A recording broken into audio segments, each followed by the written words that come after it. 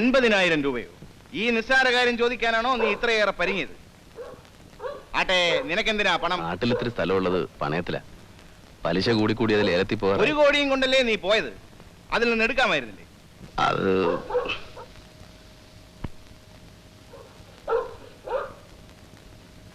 നാട്ടിൽ പോയാൽ ഉടനെ മടങ്ങി വരണം. ശരി, 2 ദിവസത്തിനുള്ളിൽ ഗൾഫ് പാർട്ടി വരും. നീ കാർ കൊണ്ടുപോയിക്കോ. കാറ് വേണ്ട സാർ, അത്രയും ദൂരം ഡ്രൈവ് ചെയ്ത് പോകാൻ വയ്യ. പനി തീരെ വിട്ടു മാറിയിട്ടില്ല. നിന്റെ ഇഷ്ടം. എപ്പോഴാ പോകുന്നത്? രാവിലെ.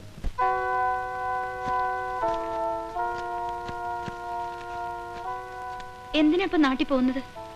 സ്ഥലം ലേലത്തിൽ പോയെന്നല്ലേ എന്നോട് പറഞ്ഞത്? കാലണ കയ്യിലില്ലാത്ത കാലത്ത് ലേലത്തിൽ പോകുന്നതും പോകാത്ത ഒരുപോലല്ലേ.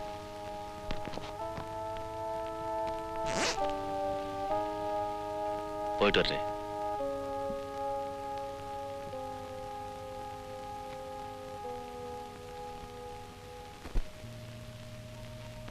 ഇത് ഒരുപാട് കാശുണ്ടല്ലോ. ഒരുപാടൊന്നുമില്ല, 50,000 രൂപയുള്ളൂ. ഇനി കുഞ്ഞിന്റെ വിവാഹം നടത്തി തരേണ്ടത് എന്റെ കടമയാണ്.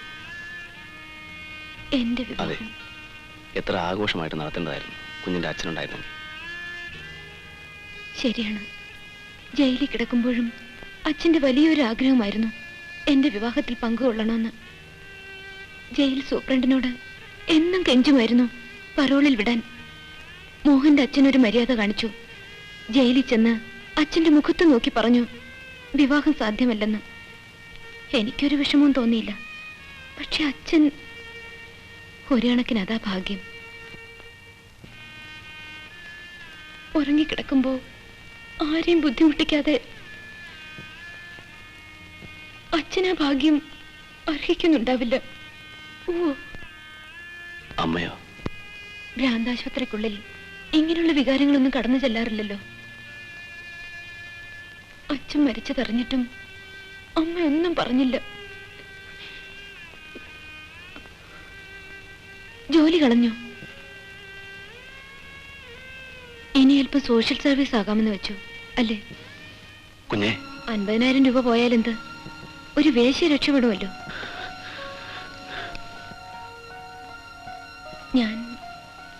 ഞാനൊന്നും മനസ്സിൽ വെച്ച് പറഞ്ഞതല്ല. ഈ പണം കൊണ്ട് ചിലപ്പോ ഒരു ചെറുപ്പക്കാരനെ വാങ്ങാൻ കഴിഞ്ഞേക്കും. ഇത്രയും കാശ് കൊടുക്കുന്നതല്ലേ. സെക്കൻഡ് ഹാൻഡ് ആണെന്ന് അറിഞ്ഞാലും വാങ്ങാൻ ആള് കാണും. അതിലും ഭേദമില്ല പരമച്ചേട്ടാ ജോണി. സമയം ഒരുപാട് വൈകി. ഞാൻ പോട്ടെ. ഇനി എന്നെ കാണാൻ വരരുത്. കുഞ്ഞേ,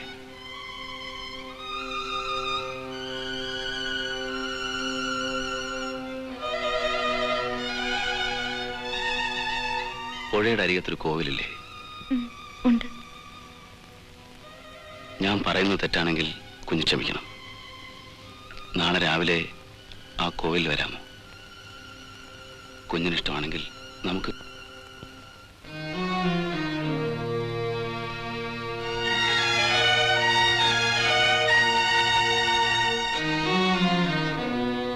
കുഞ്ഞിനിഷ്ടമാണെങ്കിൽ മാത്രം.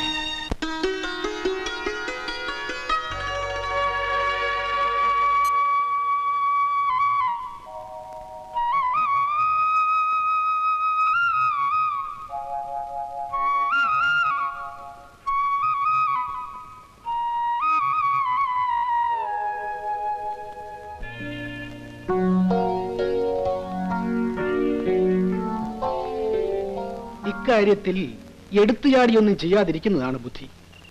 അവന്റെ 1 കോടിയാണ് നിന്റെ കയ്യിലുള്ളത്. അത് ചോദിക്കാൻ അവൻ വന്നേ പറ്റൂ. വരുമ്പോഴോ പണം കൊടുത്തു വിടണം? കൊടുത്തു വിടണം, പക്ഷെ പണവുമായി എസ്റ്റേറ്റിൽ അവൻ എത്താൻ പാടില്ല. ഓ എന്ന് മഹർഷി സാറിനോട് ഞാൻ ഒന്നും ഒളിച്ചു വെക്കുന്നില്ല. ഞാനും പരമവും വളരെ അടുത്ത് കഴിഞ്ഞവരാണ്, വളരെ അടുത്ത്. അത്ര പെട്ടെന്ന് പൊട്ടിച്ചെറിയാൻ കഴിയാത്ത പല പഴയ കടപ്പാടുകളുമുണ്ട്. പക്ഷേ ഇന്നെന്റെ ഏറ്റവും വലിയ ശത്രു അവനാണ്. സാറേ, എന്റെ കയ്യിൽ പണമുണ്ടെന്നേ ഉള്ളൂ. മനസമാധാനത്തോടെ ഒരു രാത്രി ഉറങ്ങിയിട്ട് നാളുകൾ എത്രയായെന്ന് അറിയാമോ?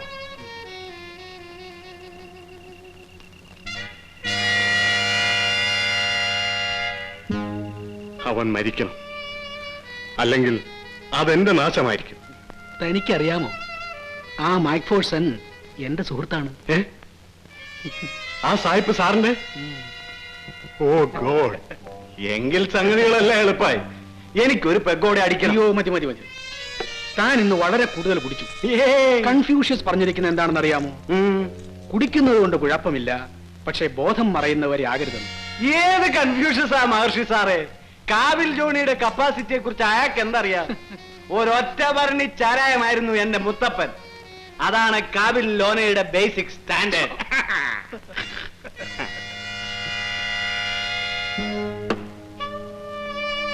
സാറ് പറഞ്ഞത് നേരാ, കുറെ കൂടുതൽ കുടിച്ചു. ഇവൻ മദ്യമാണെന്ന് വിചാരിച്ചാൽ ഇനി ഇറങ്ങത്തില്ല. അതുകൊണ്ട് ഇവൻ മദ്യമല്ല, രക്തമാണ്. പരമോന്റെ രക്തം.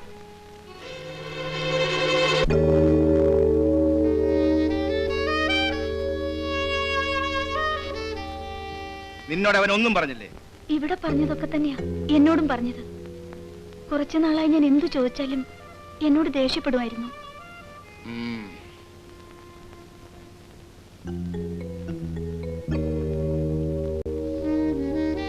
നാട്ടിൽ പരമോന്റെ സുഹൃത്തുക്കൾ ആരൊക്കെയാണ്? അങ്ങനെ പറയത്തക്ക കൂട്ടുകാരാരുമില്ല. വല്ലപ്പോഴും ഒക്കെ നാട്ടിൽ വന്നോണ്ടിരുന്നത്. അധികകാലം തങ്ങാറുമില്ലായിരുന്നു. ആ പെട്ടി നിന്റെ വീട്ടിൽ ഏൽപ്പിക്കുന്നല്ലേ പറഞ്ഞത്? അതെ. ആരെ ഏൽപ്പിക്കും? അച്ഛനെ. ഏൽപ്പിച്ചിട്ടില്ലെങ്കിലോ? ഞാൻ പോയി അന്വേഷിക്കാം സാർ. വേണ്ട, നിന്നെ ഇപ്പോൾ അങ്ങനെ ബുദ്ധിമുട്ടിക്കുന്നത് ശരിയല്ല. നിന്റെ നാട്ടിൽ എനിക്കൊരു സുഹൃത്തുണ്ട്, മഹർഷി മാത്യൂസ്. ഒന്ന് ഫോൺ ചെയ്താൽ മതി, 1 മണിക്കൂറിനകം അയാൾ വിവരം പറയും. കൂടുതൽ ആൾക്കാർ അറിയണ്ടെന്ന് കരുതി ഇത്രയും നാൾ ഞാൻ ക്ഷമിച്ചു. But today is the 10th day.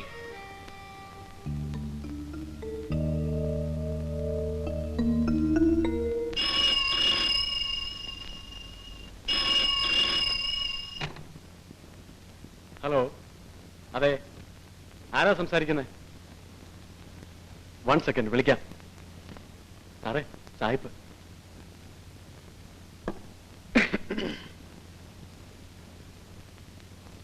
Hello, മഹർഷിയല്ലേ? ആ, ഇത് ഞാനാ, McPherson. Of course, after a very long period. അതെനിക്കറിയാം. ഈ നാട്ടിലോ? I see.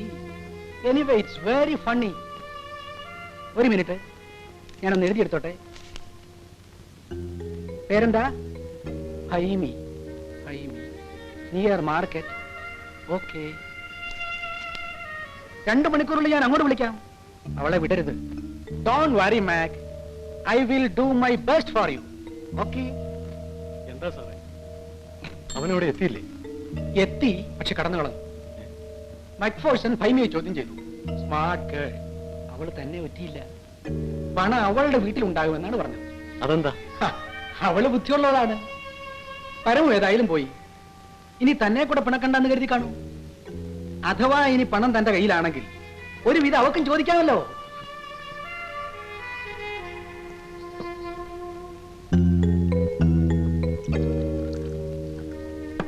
അവൻ ഗീതയും കൊണ്ട് കടന്നു കാണും. പരമു തീർച്ചയായും പണം ചോദിക്കാൻ എന്റെ അടുത്ത് വരും. ഇനി സായിപ്പിനോട് എന്ന് പറയും? അവളുടെ വീട്ടിൽ പണം ഇല്ലെന്ന് പറഞ്ഞാലോ? നമ്മൾ ഭൈമയുടെ വീട്ടിൽ പോകാതെ പോയി എന്ന് പറഞ്ഞെന്നിരിക്കട്ടെ. മൈക്ക് ഫോഴ്സൺ അത് വിശ്വസിക്കാതെ നേരിട്ട് വന്ന് അന്വേഷിച്ചാൽ നമ്മൾ എന്തോ ചെയ്യും? ഫൈമിക്ക് 2 തല്ല് കൊടുക്കുമ്പോ ഫൈമി ചിലപ്പോ തന്റെ പേര് പറഞ്ഞെന്നിരിക്കും. അയാൾ തീർച്ചയായും നമ്മളെ സംശയിക്കും. ഈ അവസരത്തിൽ അയാൾ കൂടെ ശത്രുവാകുന്നത് നല്ലതല്ല. പിന്നെ എന്ത് ചെയ്യും? അവളുടെ അച്ഛനെ വിളിച്ചു നിർത്തി ചോദിക്കാം, ഇവിടെ പരമു ഒരു പെട്ടി കൊണ്ടുവന്നിരുന്നോന്ന്. ഭാഗ്യത്തിന് പരമു വന്നത് താനും ഞാനും ഗീതയും അല്ലാതെ ഒരു കുഞ്ഞു നാട്ടിൽ അറിഞ്ഞിട്ടില്ല. അത് കൊള്ളാം. എന്നാ നമുക്ക് ഇറങ്ങാൻ സാറേ, നേരം കളയണ്ട. സായിപ്പ് നമ്മുടെ ഫോണിന് വേണ്ടി കാത്തിരിക്കുന്നുണ്ടാവും. ഹലോ, അതെ, എന്തായി? ഏ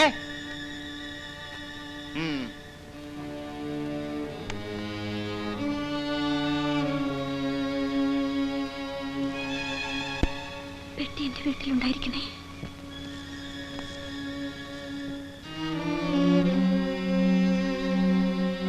പെട്ടി വീട്ടിൽ കൊടുത്തിട്ടുണ്ടോ സാർ? പരമു നിന്റെ വീട്ടിൽ ചെന്നിട്ടില്ല, ആ നാട്ടിലേ ചെന്നിട്ടില്ല. എന്റെ ഭഗവാനെ, എന്തൊരു ചതിയാണിത്. ഫൈമി,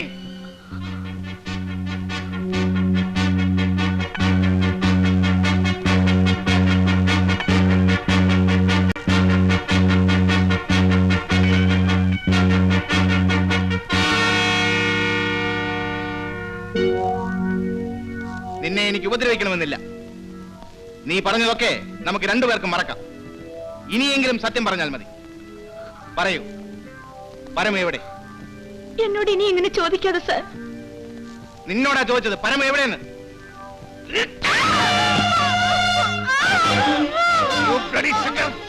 പറയടി, ആരുടെ കയ്യിലാ പരമ വെട്ടി കൊടുത്തത്? ജോണി, ജോണിയുടെ കയ്യിൽ.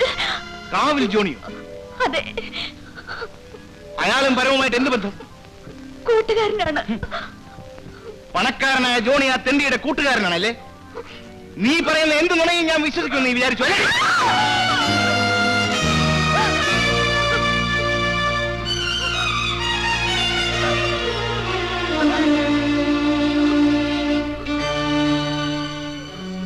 Lock the door. Yes, sir.